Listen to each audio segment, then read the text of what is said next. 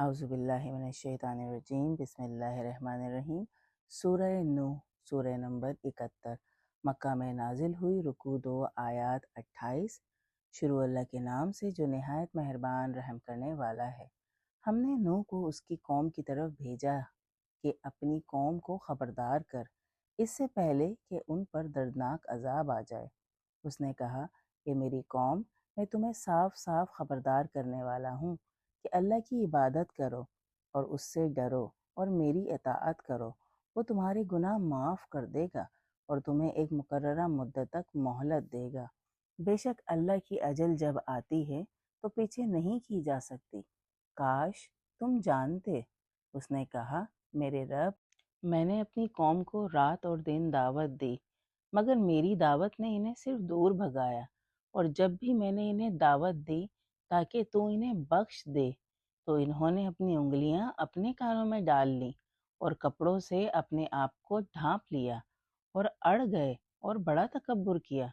پھر میں نے انہیں برملا دعوت دی، پھر ان سے کھلم کھلا کہا اور پوشیدہ طور پر بھی بات کی۔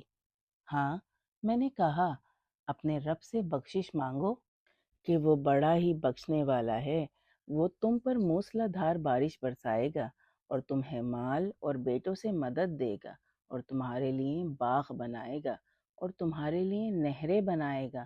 تمہیں کیا ہو گیا ہے کہ تم اللہ کے پاس عظمت کی امید نہیں رکھتے، جبکہ اس نے تمہیں طرح طرح سے بنایا ہے؟